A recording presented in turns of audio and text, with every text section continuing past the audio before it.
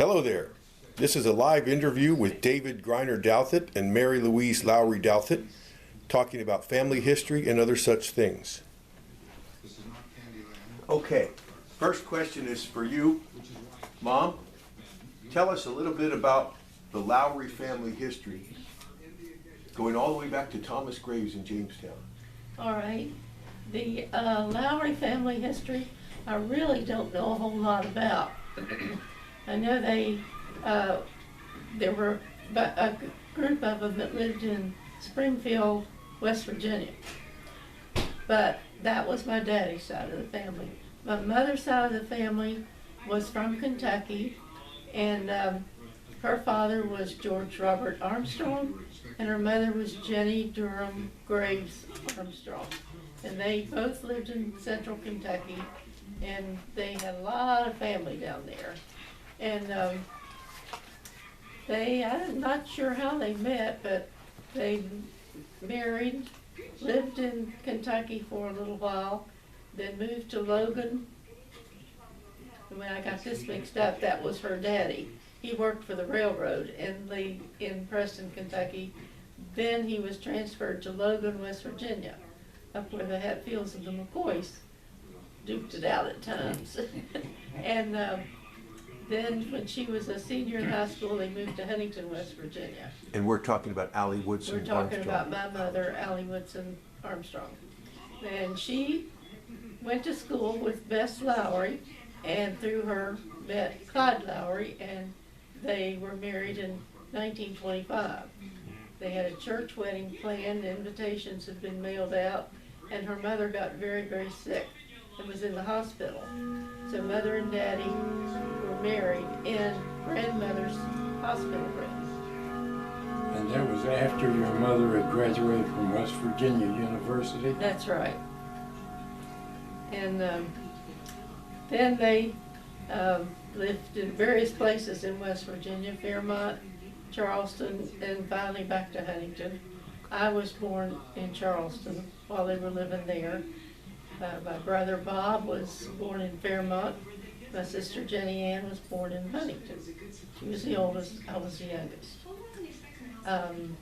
What else do we want now? Well, who was Thomas Lowry that I'm named after? Thomas, my grandfather was Thomas Churchill Lowry, and he died before I was born, so I never knew him. Okay. But we had a lot of Thomases in the family, actually. My grandfather, my first cousin, some others. And so it was kind of a family name, plus David and I liked it. Plus, I think there were some Thomases on Quite your side Thomas. as well. Why don't you tell us a little bit about the Douthat, Dunphy, etc. history? Okay, well, Thomas Dunphy, there's another Thomas, was my grandfather. And then my mother's brother had a son that they named Thomas. So I had Thomas Dunphy, was also my first cousin. And my grandfather's wife was Georgia Nash before she became Dunphy. And they grew up in Lawrence County, Ohio, in an area known as Greasy Ridge. Yankees. Yeah. Yeah. And so that's how they happened to meet, sort of like neighbors of a sort.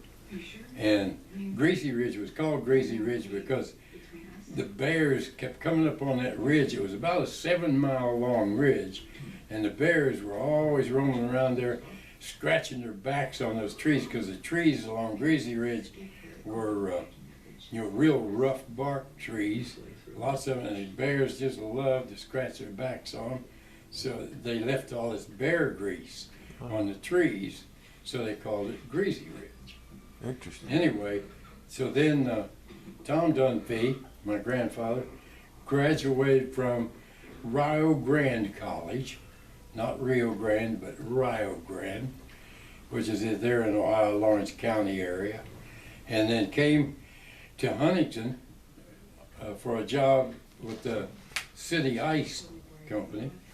And then over the years, he worked his way up and became president and general manager of City Ice in Huntington. At that time, there was a big public utility, and they served everybody because they didn't have any refrigerators. They just had their ice boxes out on the back porch. Everybody. Different times, So huh? it was a big business. Yeah, like you said, different times.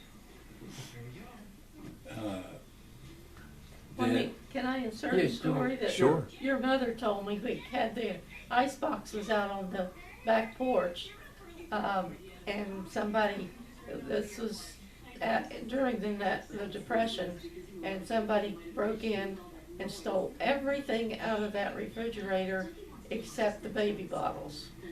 Oh, They left the baby bottles. how So considerate. it was probably somebody that normally wouldn't steal anything, but that his family was probably going hungry. Great Depression era. Uh-huh. And how about on the Douthat side? I guess Yes. go back Lyle to Rudens to Robert Williams.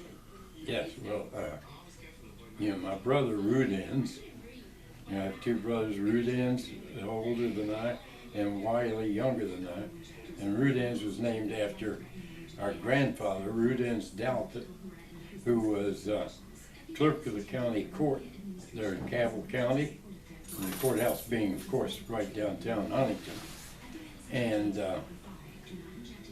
he was married to Roxy Aurelia Salmon, who then became a Douthat. And they had 5 children. One was Hope Louise Douthat. She was just the younger sister after Lyle Douthat, my father.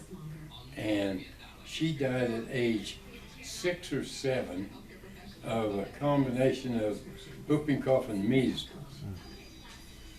And for that reason, I remember, and I told your daughter Hope about this, that he was very pleased when he heard that they had a girl in the family now named Hope. Hope Douthat, yes. And Hope Douthat. Your daughter. Yes. And Roxy Aurelia Salmon, her family was from upstate New York somewhere. More Yankees. Yeah, I didn't know too much about them.